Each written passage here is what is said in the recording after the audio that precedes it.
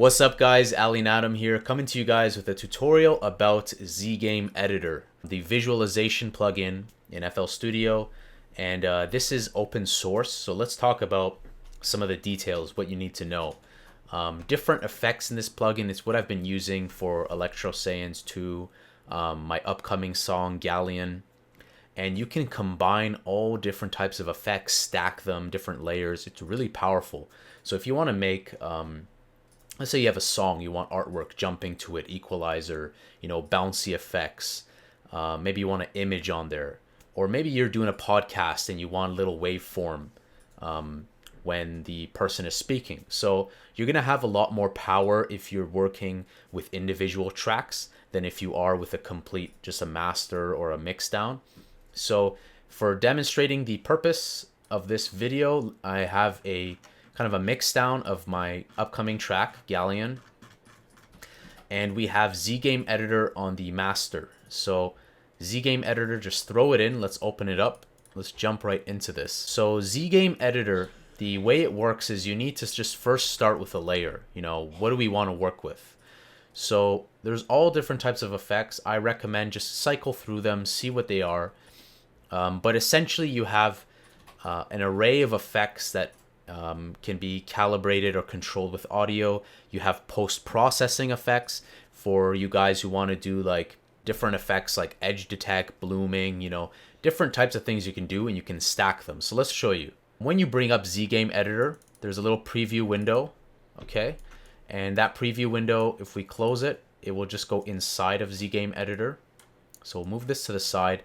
Let's play back the song and cycle through some artwork, and I'll just use my mouse scroll wheel to just cycle through. Let's make this detached.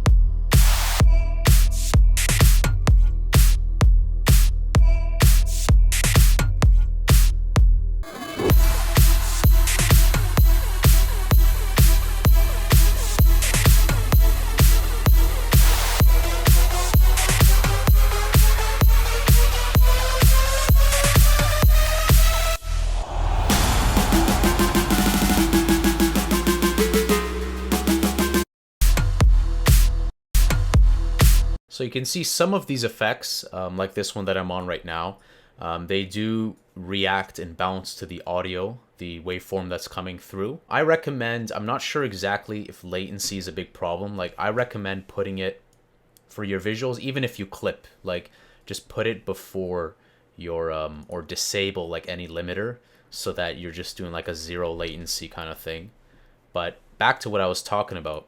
Some of the effects, some of the graphics are going to be synchronized to your music. Some of them are just going to be static and always ongoing, and we can see that with stuff like this, the Shimmering Cage, Rain, or some of the other ones. However, the power is in layers. So let's put together something that can look cool, but at the same time, we can just kind of play around with it. So let's just go around. Let's find something as like a background. I like to start with a background, okay? So let's say we like this, flow noise, okay? Looks cool.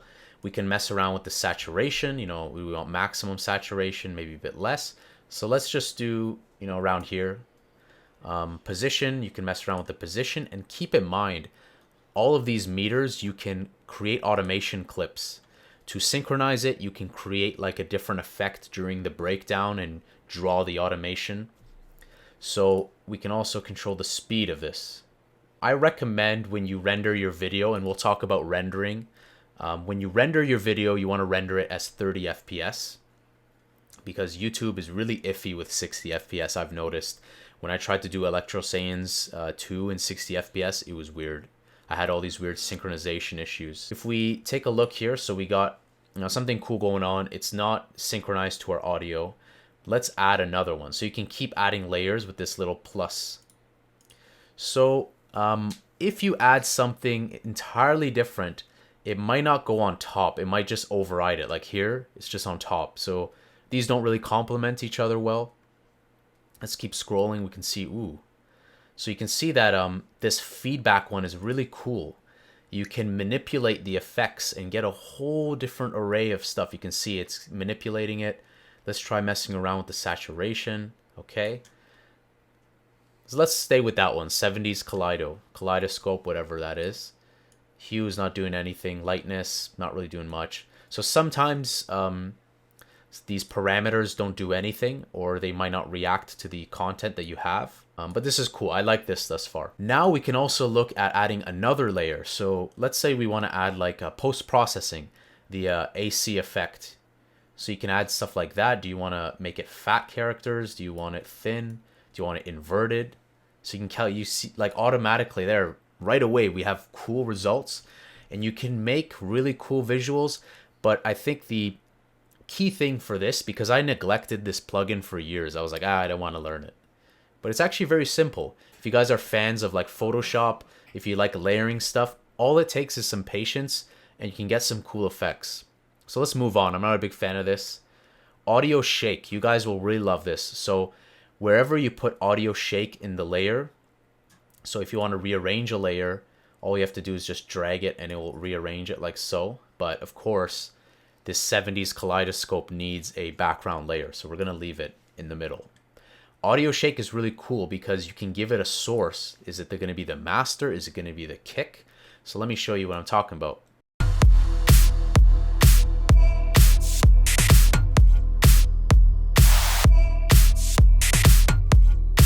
I find that audio source works good with master. I'm not sure why, but the content that I put through, sometimes the kick or something might not be loud enough.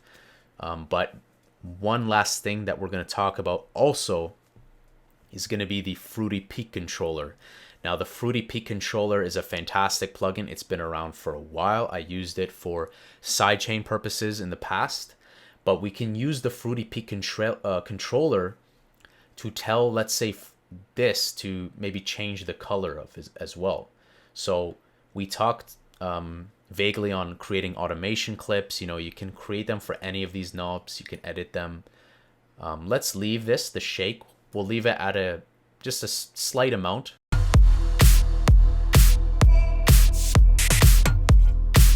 So Fruity Peak controller, it really gives you a lot of control. If we bring up the Fruity Peak controller, you can see that whatever we want to do is respective to this. We can make that tension more, because then we can go from 0 to 100%, which might be in our favor. But again, you're always going to have to tweak this. Do you want less of a decay? Do you want more decay? So again, it's not like you have to perfect settings in the peak controller. It's a matter of linking something and fiddling around with the peak controller. And again, you can have like another peak controller on snare, on toms, your bass. And the purpose of that, we're going to show you, is here. So let's say we want to mess around with the hue. Let's go to, we'll right click on it, link to controller, and we can see it's right here, kick. We didn't give it a specific name. It just says kick Fruity Peak controller. So let's do that, peak. Okay, now let's see what happens, because it's going to mess around with it. It might change our baseline value, but we're just going to experiment.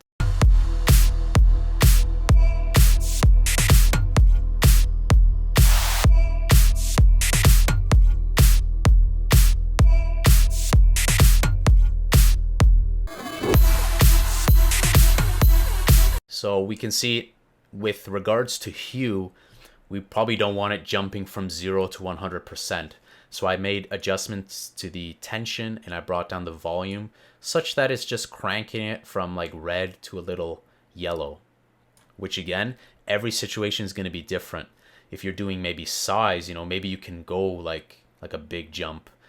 But the whole point is to really summarize it, mess around with a bunch of layers, keep adding layers, try feedback, try the post-processing, and you can really create something very unique and really will complement your video, really help with watch time, make it a bit more interesting, because I feel like it will definitely be more interesting as opposed to just having a static image. A couple other things I want to talk about. If you guys want to put an image, let's say your artwork in the video, you could render this video, and that's what I do. I render the video and I layer it afterwards in Sony Vegas.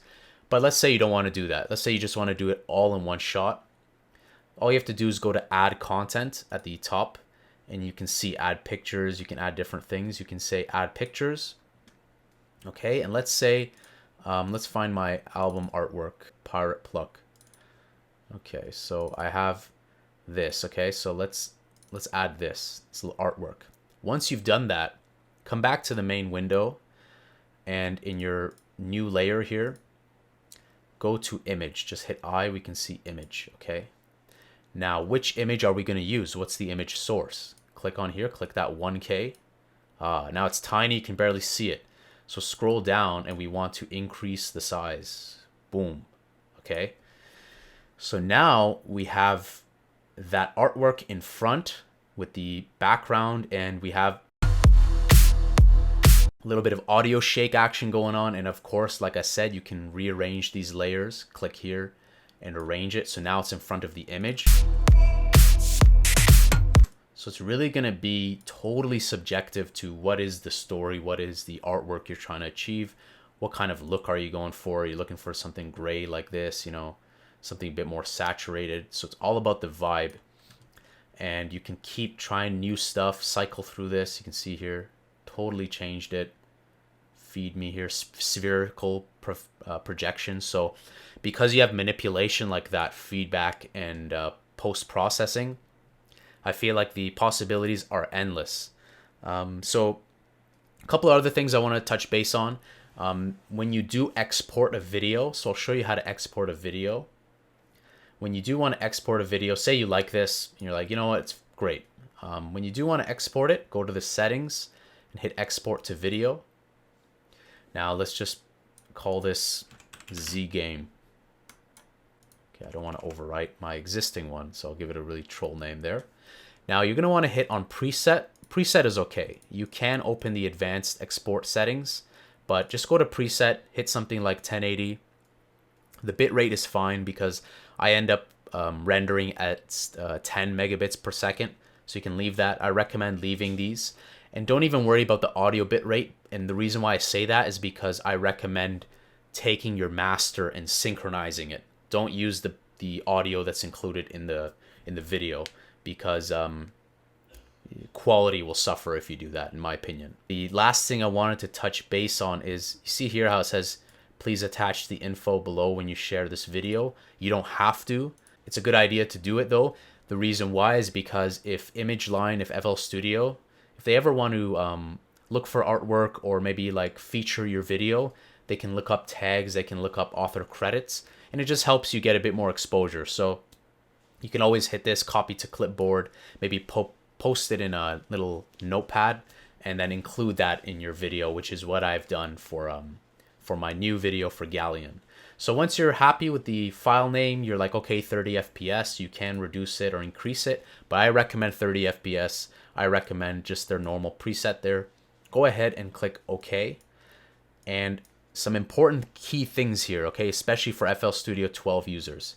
You don't need to hit anything here, okay, because we're not doing these. We're rendering a MP4 video. Another thing to keep in note is I would leave this on, trim PDC delay, especially if you have latency plugins, high latency plugins on your mixer channel. In this case, I don't, so it wouldn't matter if I had this on or off.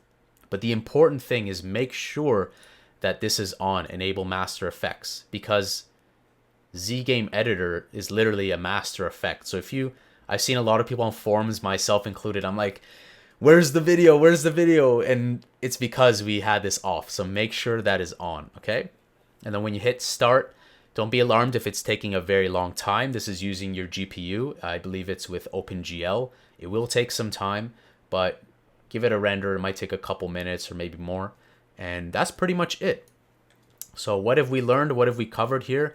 ZGameEditor is really powerful. It's all about layering, and you can rearrange those layers. You can delete the layers. You can see here, move, delete, if we don't want that. And yeah, it's very powerful. You can also create presets if you want, saving the presets here. Maybe we'll call this like, I don't know, Lava Man. Okay. So there's a lot of cool features that you can do in ZGameEditor, and it's all about the layering. So let's say you want to add a stereo waveform. They're generally categorized in these peak effects, and you'll see there's stuff like a stereo waveform, and you can see here.